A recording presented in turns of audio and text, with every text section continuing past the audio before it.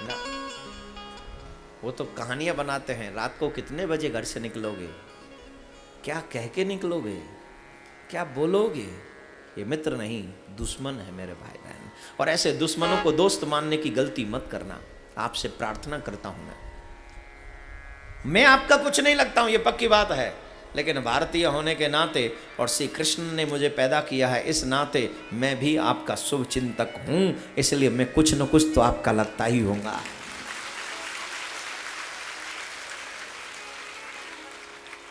Friend, who is a friend?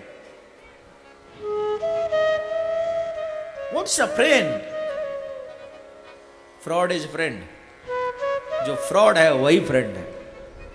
हमारी भारतीय सभ्यता में फ्रेंड नहीं होता, हमारी भारतीय सभ्यता में मित्र होता है। मित्र का मतलब जिसका मन पवित्र है वो मित्र है, जिसका मन शुद्ध है वो मित्र है। और फ्रेंड जिसका मन अपवित्र है वो फ्रेंड है, जिसकी मन में गंदगी है वो फ्रेंड है। फ्रेंड मत बनाना, मित्र ढूंढना। और मित्र तुम्हें इस संसार में, मॉडर्न संसार में नहीं मिलेगा। मित्र तुम्हें कोई ऐसे कथा पंडालों में मिल सकता है कि कोई ठाकुर की कथा सुनने वाला तुमसे कहे कि आइए हम और तुम बैठकर अपने गोविंद की चर्चा करेंगे, अपने कृष्ण की चर्चा।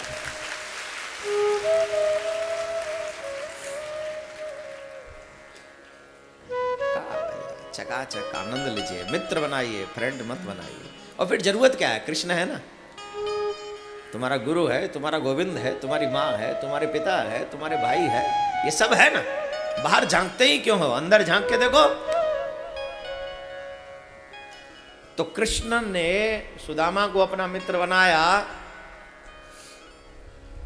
और सुदामा को मित्र बनाकर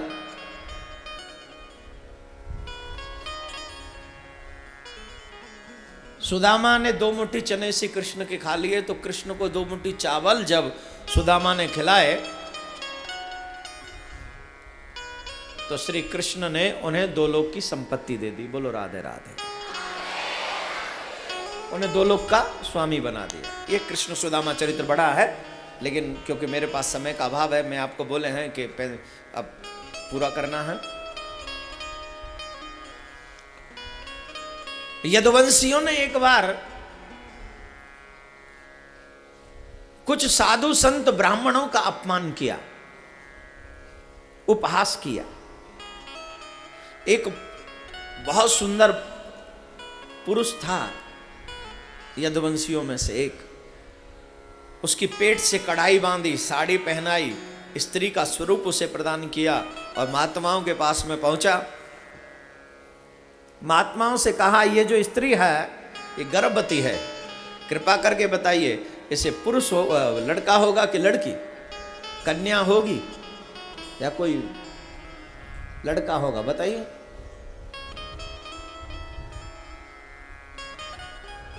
पुत्र या पुत्री? यदुवंशियों के इस उपहास से साधु संत बड़े क्रोधित हुए। अगेन आपको याद दिला रहा हूं, साधु संत भक्त और ब्राह्मण, इन तीनों का अपराध मत कीजिएगा।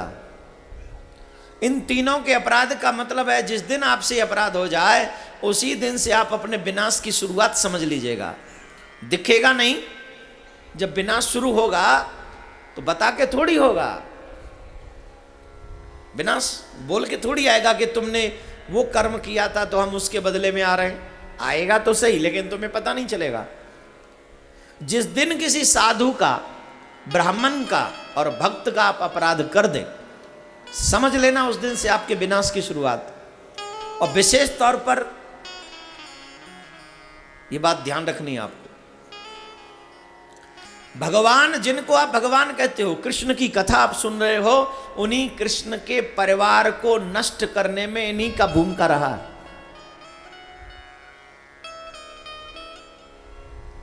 इन्हीं का भूमिका रहा। समझ न गए हैं किन की भूमिका रहा? इन्हीं साधु संत ब्राह्मण भक्तों का।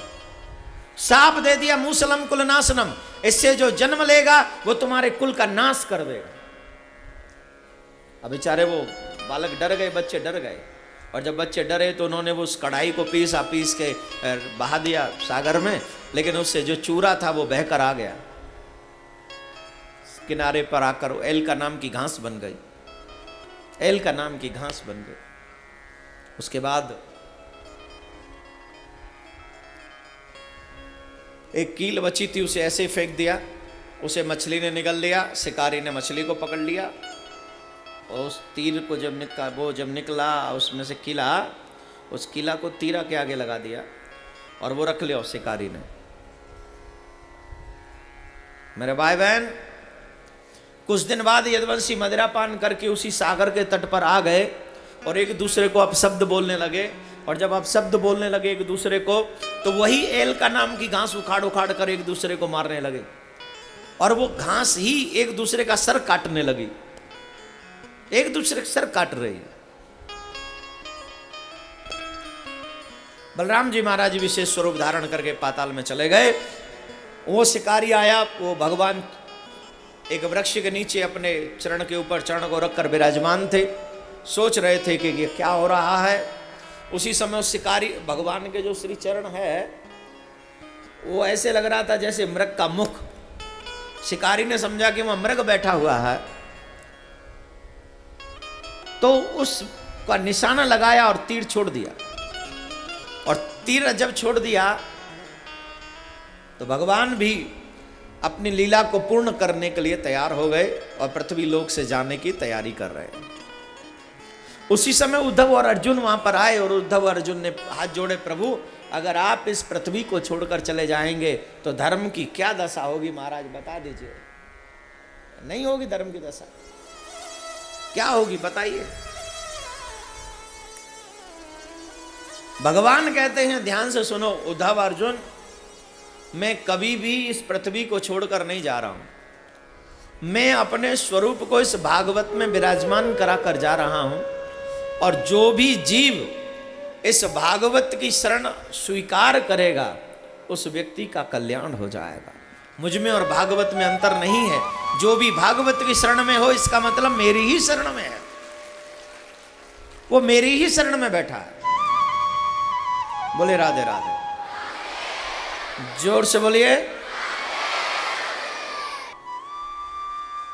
25 साल से लेके 50 साल तक, 25 से लेके 50 तक गृहस्थ भोगना चाहिए, 50 से लेकर 75 तक वानप्रस्थ में रहना चाहिए और 75 से लेके 100 तक सन्यास ग्रहण करना चाहिए, सन्यास ग्रहण करना चाहिए। ब्राह्मण को अपने मुख के द्वारा धर्म का प्रचार और धर्म की रक्षा करनी चाहिए। क्षत्रिय को अपने भुजाओं के बल से धर्म की रक्षा करनी चाहिए। बिजनेसमैन को जिनके पास धन मौजूद है उन्हें धन से धर्म की रक्षा करनी चाहिए और सेवक लोगों को इस धर्म की तन से सेवा करके धर्म की रक्षा करनी चाहिए। ये चारों वर्णों को धर्म की रक्षा करनी।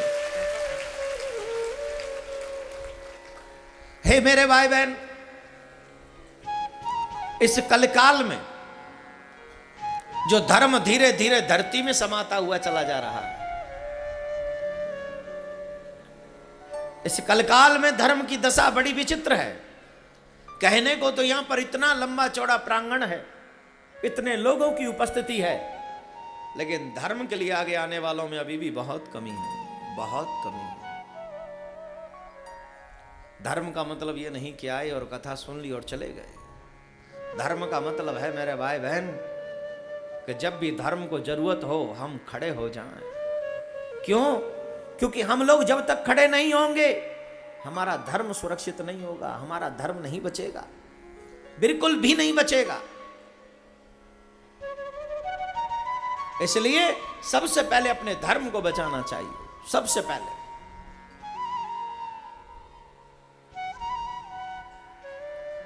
दत्तात्रेय के 24 गुरुओं का वर्णन भगवान ने किया, सुनिए जरा ध्यान से।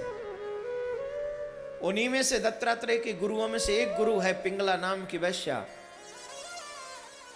और ये जो पिंगला नाम की वैश्या है ये बहुत सुंदर है, ये बहुत सुंदर है, इतनी सुंदर है, इतनी सुंदर है।